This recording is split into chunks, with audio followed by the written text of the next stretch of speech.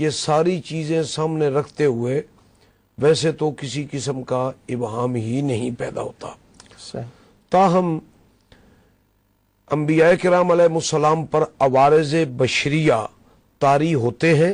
حکمت الہیہ یہ ہے، انبیاء کرام خود ان کو لیتے ہیں اللہ کے اذن سے تاکہ امت کو ان عوارض سے گزرنے کا سلیقہ آ جائے۔ اور صحیح تعلیم امت کے لیے نبی کا فعل ہوتا ہے۔ ٹھیک، جب حضور سید عالم صلی اللہ علیہ وسلم کے وصال شریف کا وقت قریب آیا تو طبیعت مبارک پر بیماری کے اثرات ظاہر ہوئے۔ آپ بیمار تھے،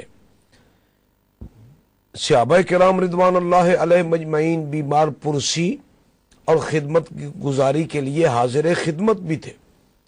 یہ بہت ساری کتب حدیث پاک کے اندر یہ حدیث پاک موجود ہے، بخاری شریف میں ہے، دیگر کتب کے اندر ہے۔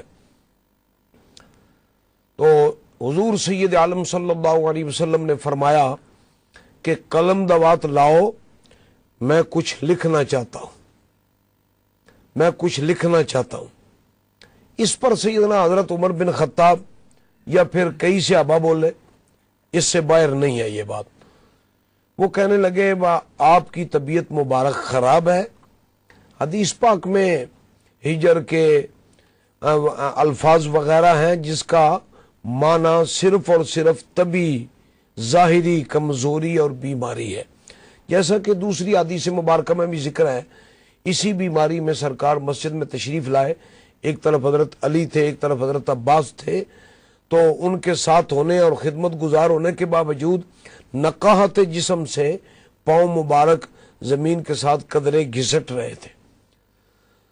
تو اس بنیاد پر سیدنا حضرت عمر بن خطاب یا دیگر صحابہ کرام نے عرض کیا کہ یہاں قلم دوات لانے کی ضرورت نہیں ہے۔ وجہ کیا تھی؟ اس پر ایک اور بات بھی ہے۔ مسلم شریف کے اندر حدیث پاک ہے، حضور سید عالم صلی اللہ علیہ وسلم نے حضرت عائشہ صدیقہ سے فرمایا ادعی لی اباک و اخاک، آپ ایسا کریں ابو بکر صدیق کو اور ان کے بیٹے کو بلائیں، میں کچھ لکھ دینا چاہتا ہوں۔ پھر سرکار نے نہ ہی قلم کاغذ وصول فرمایا، نہ اس کی تاکید فرمائی، ساتھ ہی فرما دیا اگرچہ الفاظ نہیں ہیں مگر یہ مفہوم متعین ہے، ساتھ ہی فرما دیا یأبی اللہ والمؤمنون ما خلا ابا بکر الا ابا بکر او الا ابا بکر او کما قال علیہ السلام، کہ سرکار دو عالم صلی اللہ علیہ وسلم مضمون حدیث سے پتہ چلتا ہے کہ اے عائشہ بلاؤ اپنے باپ ابو بکر کو، میں خلافت کے حوالے سے کچھ لکھ دوں۔ پھر فرما دیا ضرورت نہیں، اس لیے کہ میرے وصال کے بعد اللہ بھی اور ایمان والے بھی خلیفہ ابو بکر کو ہی بنائیں گے۔ یہ علم نبوت بھی ہے اور اس بات کی طرف بھی اشارہ ہے کہ خلیفہ نامزدگی سے نہیں بنتا، اسلام کے اندر وصیت سے حکمرانی نہیں ہوتی۔ صحیح، نعوذ باللہ من ذالک، ہم ایسا عقیدہ نہیں رکھتے، اگر وصیت کو مان ہی لیا جائے تو پھر تو یزید کو بھی صحیح خلیفہ ماننا پڑے گا۔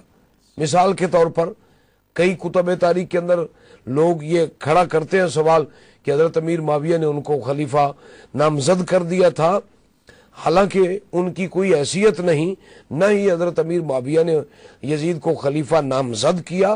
جیسا کہ میں نے پہلے بھی جلاء العیون سے عرض کیا، ان کی تو یہ وصیت تھی کہ سیدنا امام حسین رضی اللہ عنہ جب بھی حکومت مانگے ان کے حوالے کر دینا۔ اس وصیت کے ساتھ وہ دنیا سے تشریف لے گئے۔ ایک تو یہ کہ اسلام کے اندر نامزدگی نہیں ہوتی، یعنی نبی پاک صلی اللہ علیہ وسلم نے شورائے نظام کی بنیاد پر امت پر چھوڑ دیا کہ امت جو ہے، اور ساتھ مثلا کہا کہ ابو بکر سے کہو کہ امامت کروائے، یہ ساتھ آپ نے بتا بھی دیا۔ شاہ صاحب آپ نے بڑا درست اشارہ دیا، قرآن پاک میں ہے اللہ تعالیٰ نے اپنا خلیفہ فرشتوں سے مشورہ کر کے بنایا، اور پھر جب بات آئی زمین کے خلیفے کی جو ایمان والے چنیں گے یا انتظامی امور ہوں گے ان کے متعلق فرمایا وَأَمْرُهُمْ شُورَى بَيْنَهُمْ، صحیح، مسلمان اپنے امور کو اب بامی مشاورت سے نپٹائیں گے، نامزدگی یا وصیت سے خلیفہ نہیں بنتا۔ اور میں اس پر ایک اور بات بھی عرض کرنا چاہوں گا شرح ابن ابی حدید شرح ناج البلاغہ میں صاحب کتاب نے بڑی وضاحت کی کہ حضور سید عالم صلی اللہ علیہ وسلم کا خلافت میں کوئی وصی نہیں ہے، یہاں تک کہ سیدنا حضرت علی شیر خدا بھی وصی رسول نہیں ہے خلافت کے لیے۔ کیوں؟ اس لیے اسلام کے اندر وصیت و نامزدگی سے خلافت نہیں ہے۔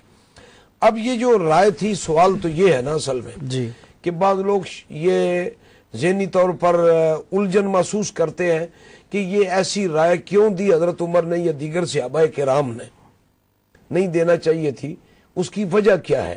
یہ ایک بڑی سمپل سی بات ہے، اس کو ادھر ادھر پلٹنے سے خواہ منفی مفہوم لیا جاتا ہے۔ یہ ایک بڑی سیدھی سی بات ہے، سرکار کی طبیعت مبارک خراب ہے، یہاں تک کہ نماز کے لیے بھی تو حضور تشریف نہ لے گئے، سیدنا حضرت ابو بکر صدیق کو نماز کے لیے فرمایا۔ یہ ظاہر ہے خرابی طبع ہے، ظاہری طور پر، جسمانی طور پر۔ تو ان کا جو عرض کرنا تھا یہ کس لیے تھا؟ حضرت عمر بولے، اور حضرت عمر وہ ہیں جن کا لقب ہے موافق الرأیہ للوحی والکتاب، کہ ان کی جو رائے ہوتی ہے اللہ پاک اس کی تائید فرماتا ہے۔ آیت حجاب ان کے مشورے پر، وَاتَّخِذُوا مِن مَّقَامِ إِبْرَاهِيمَ مُصَلَّى ان کی رائے پر نازل ہوئی۔ کتنی آیات مقدسہ ہیں جو ان کی رائے پر تائید میں اللہ پاک نے نازل فرما دی۔ یہ بولنے والے کوئی عام آدمی تو نہیں تھے۔ وہ کیوں بولے؟ وہ جانتے تھے ابھی حضور تھوڑا ہی عرصہ قبل اعلان فرما چکے ہیں جو کتاب اللہ کے اندر موجود ہے، الیوم اکملت لکم دینکم واتممت علیکم نعمتی وردیت لکم الاسلام دینا، کہ دین مکمل ہو چکا، کوئی بات بھی باقی نہیں رہ گئی۔ اب سرکار نے جو لکھنا تھا، یہ ایسے رازدار صحابہ تو جانتے تھے کہ سرکار نے یہی لکھنا ہے کتاب اللہ پر، پکا ایمان رکھنا، میرے صحابہ اور آل بیت کا بھی خیال رکھنا۔ یہ میرے سیمپل ہیں، نمونے ہیں، جیسا کہ حدیث مبارکہ میں ہے، میں اپنی اطرت کو چھوڑ کے جا رہا ہوں، میں تم میں صحابہ کو چھوڑ کے جا رہا ہوں، یہ ہدایت کے ستارے ہیں، ایسی کتاب اللہ کو چھوڑ کے جا رہا ہوں۔ اب یہ تلقین ہی تھی بنیادی طور پر۔ اس پر سب سے بڑی دلیل یہ ہے کہ بالفرض اس وقت اس بات کی وجہ سے نہ لکھا جا سکا تو ابھی سرکار کا وصال مبارک تو بعد میں ہوا، چند دن پیر کو کسی موقع پر، پیر کو جمعرات جمعہ، پھر اللہ تعالیٰ کے 5 دنوں بعد، جو 5 دنوں کم و بیش 5 دن تقریباً 4-5 دن باقی ہوئے وصال مبارک میں۔ اور پھر سرکار فرما بھی سکتے تھے کہ یہ جو آپ لوگ منع کر رہے ہیں آپ منع نہ کریں، چاہیے، یہ بھی تو سرکار کی حیثیت تھی۔ کس کی جرت ہوتی کہ وہ بولتے کہ ضرورت نہیں؟ آپ کی اب جی بے شک صاحب ایک تھوڑا سا مضمون اور مکمل کرنا چاہتا ہوں اس حدیث پاک کا۔ ہم نے